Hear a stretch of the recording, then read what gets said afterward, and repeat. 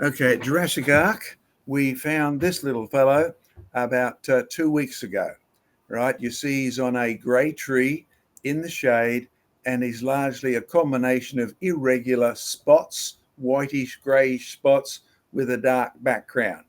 Now, most people, I'll guarantee, would never see him.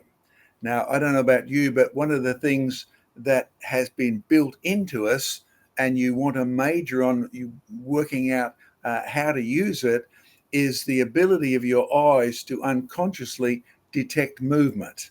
Right now, you may not see that guy when you look straight, but if you are just generically looking around the world, if he moves one bit, your mind registers it.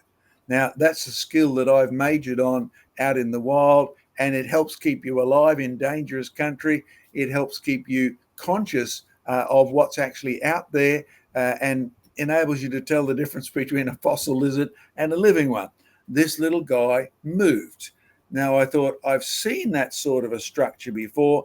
This is some sort of gecko, but not one we'd seen at Jurassic Ark before. Jurassic Ark, for those of you who may be joining us new, go to our website, creationresearch.net, look up Jurassic Ark. It's our outdoor creation museum, 22 acres of actually fossils and beautiful botany and trees, etc., including this little guy.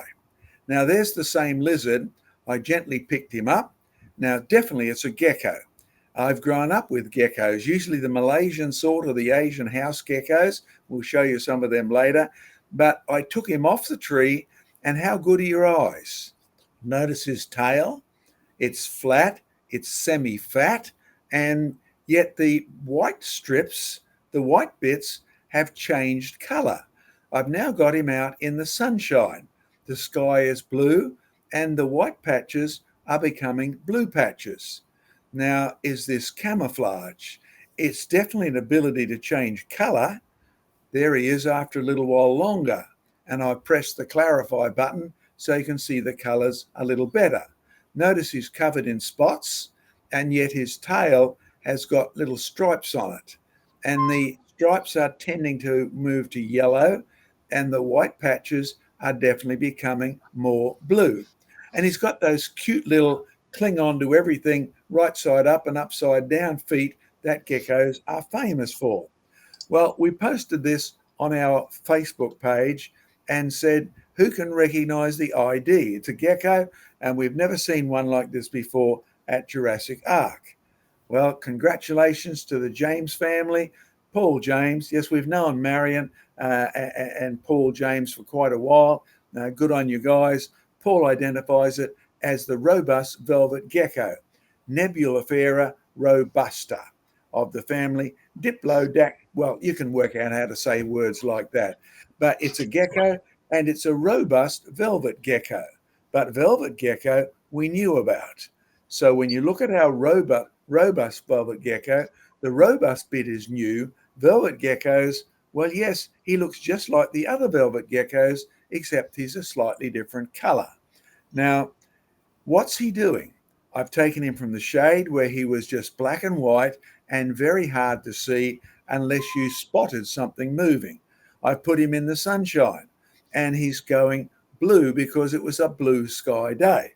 I don't know if he does grey on grey sky days, but he definitely did blue on blue sky days. All right, there's the other velvet gecko we found at our Jurassic Ark.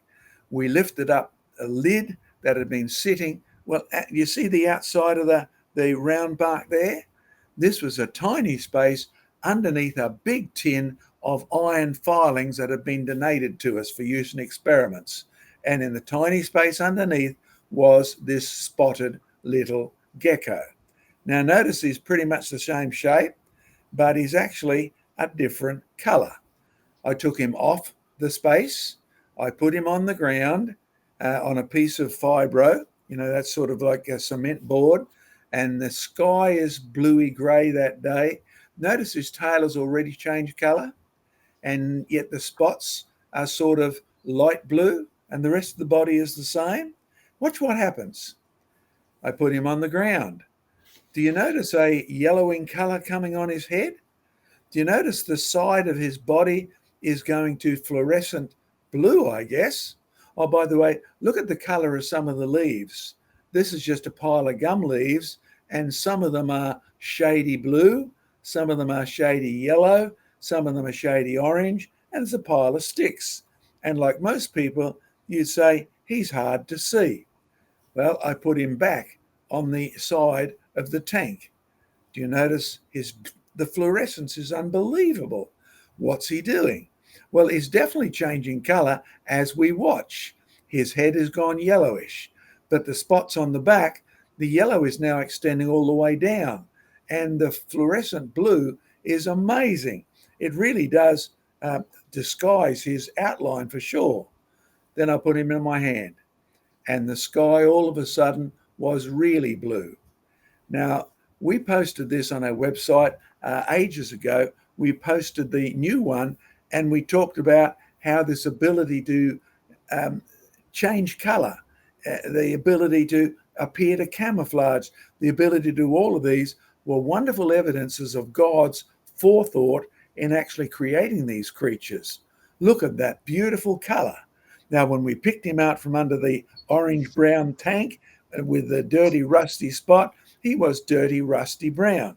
Now he's out on the blue sky day, and our southern spotted velvet gecko is doing its color thing. Wow. Now, when we mentioned the fact that this could be called camouflage, but yet it doesn't make sense to call it camouflage because my hand is pink. But boy, is he beautiful. Here's my darling wife, a few years ago, and she's laughing seriously at the geckos on one of our back windows. I asked her to turn around, and she couldn't stop laughing at what they were doing. There was a whole pack of them out there, and they were rapidly competing with each other, chasing moths. There's my flashlight showing up in the window. You see the guy in the bottom? He doesn't seem to be making too much progress.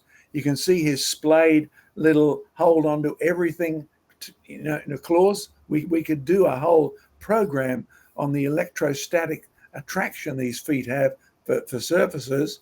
But do you see the one on the top left-hand side? He's sneaking up on this moth. Now, I don't know if you've tried to sneak up on a moth, but I certainly have, and I'm a bit of a moth failure. But these guys seem to do it so quietly, the moth never knew until it's too late. Sorry, fellow on the bottom right-hand side, you dipped out. But the guy on the top left-hand side has definitely captured himself a moth meal. All right. Now, this is our Asian house gecko. It doesn't seem to be really good at color. It seems to be almost transparent. And somebody asked a question about transparent fish before. We might want to come back on to transparent geckos. But the one thing we do know for sure is we have various varieties of geckos. The ones that tend to come out at night tend to be fairly transparent to grey. The ones that were up at Jurassic Ark were actually beautiful colors sometimes. I mean, that spotted velvet gecko is unbelievable. But then so is the actual grey and white one. By the way, did you notice the grey and white one and the actual spotted one had the same range of colors? They just used them in a slightly different way. They had blacks, they had whites, they had greys, they had yellows, and they had beautiful blues, just in different percentages. So they're called different species. But the problem is the people who criticized it said, this is not creation, this is evolution. High school books would tell you that's a good example of natural selection and evolution. And I felt so sorry for these guys who'd been so brainwashed by what seems to be a blatant lie perpetuated in high school textbooks where they think all change is evolution. But that's enough from me.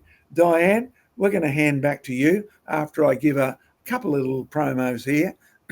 There's our 2 days for our Discovery Centre open day. Come and see the fossil fishes. Come and see our collection of unbelievable fossils and relics there. Saturday the 29th, Sunday afternoon, July the 30th. Meet in our marquee on 2 p.m.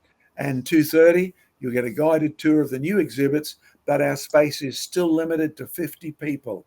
You must book. And the same display on both days. So you'll see our text there. You'll see our email address or our phone. That's on the front page of our website. So just go there. The first little clicker is the entry to the museum, and that's free. But if you missed seeing the close-ups before, there's our fish at the top from the Santana Formation in South America. There's the broken bit at the bottom, and you see the right-hand side. Let's take you a bit closer. There's where I broke it deliberately. I sawed through one side till we could get close up to it, then broke it, and yes, look at that detail.